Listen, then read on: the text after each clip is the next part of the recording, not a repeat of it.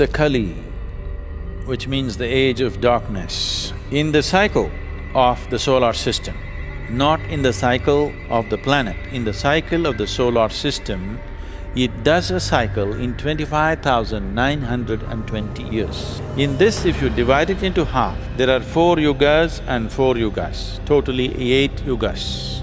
Only the Kali and the Sat are coming together, paired together, 2 Sat Yugas, 2 Kali Yugas. But the other 2 yugas, the Dwapar Yuga and Treta Yuga are separated by Kali and Sat Yugas. Now this is… the yuga that we're talking about is significant because of the distance that we create between the solar system and the super sun around which it is going around. The further away that it goes, lesser the intelligence of the beings here. So Kali Yuga is a time when there is maximum distance. Because of this maximum distance, the human intellect is at its lowest, and then as it starts moving closer, human intelligence will begin to blossom. Actually, they go to the extent of saying that human ability to understand and use the electrical and magnetic forces in the human system will get better as it gets closer and get worse as it gets further away. Today you know, your intelligence is essentially how your neurons crackle in the brain. If you see a kind of a simulated image of the brain, you will see it's crackling around.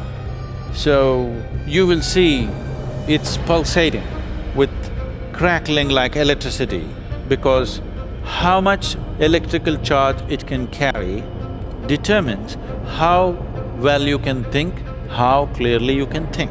So Kalki is to come to end the age. To end the age of darkness, he's supposed to come. See, the nature of time is such, nobody need to begin it, nobody need to end it.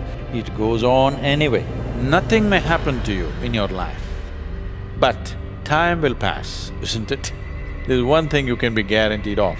In case you get some boon and become immortal, you may even become immortal, but you can't stop time from passing on, isn't it? So nobody has to begin an age and end an age. It is just that they said Kalki will come on a white horse, winged. So if horse has wings, it's a no-good horse. Horse should have good legs. A horse should have 4 good legs, that's a good horse. A horse which has wings is a lousy horse. So obviously, they were talking about a white horse metaphorically, not as a horse. It is a metaphoric thing, that brightness will arrive. When the age passes, the darkness will move out and brightness will arrive, and it will destroy the darkness. If the hall is dark right now, if I turn on a light, does it destroy the darkness? As the solar system moves, it moves into a dark phase, and as it moves out, light arises. It will rain upon us. Even if you don't want to be, suddenly your brain will crackle and work better because you moved into a different age. Intelligence worked means light. I got a bright idea, not a dark idea. Understand? Because intelligence, always human beings have associated with light. So, the scripture said, once the solar system moves out of this, a brightness will arise. This is very beautifully expressed. In the different yugas, human beings use different dimensions of intelligence, different dimensions of communication. In the Sat Yuga, mind will be more important. Mind, not intellect. Mind will be more important. Probably this is the only culture where we make a distinction between mind and intellect. Today, modern scientists have started doing it for the first time in the last decade or so. Otherwise, mind was just one thing.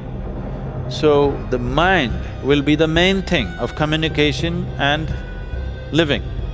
That is, if I want to say something to you, I don't need a microphone, nor do I have to shout at you like this. If I think about this, you get it. In Sat Yuga, people barely spoke because mind was the means of communication. Everything that had to be done was just done mentally. Shambhala, the mystical birthplace of Kalki. The word Shambhala is a Sanskrit word that means place of peace or place of silence. It is a kingdom that is said to be located in the Himalayas. According to legend, it is a land where only the pure of heart can live, meaning those who have achieved enlightenment. Accordingly, the kingdom of Shambhala is a place where love and wisdom reign and where people are immune to suffering, want, or old age. Shambhala is said to be the land of 1,000 names. It has been called the Forbidden Land and the land of white waters, the land of radiant spirits, the land of living fire, the land of the living gods, and the land of wonders. Some Hindus call it Aryavarta. The Chinese know it is Hasitang, the western paradise of Hasi Wengmu, and to the Russian old believers, it is known as Below Void. But throughout Asia, it is best known by its Sanskrit name, Shambhala or Shangri-La. The Vishnu Purana and Srimad Bhagavad Purana mention Shambhala in several places. In one passage of the Vishnu Puran, it is described as a blessed land that is located in the north. It is said to be a place of peace and prosperity, and it is ruled by a wise and benevolent king. Srimad Bhagavatam foretells the birth of Kalki, the Lord of the universe, who will appear at the conjunction of two yugas when the rulers of the earth have degenerated into plunderers.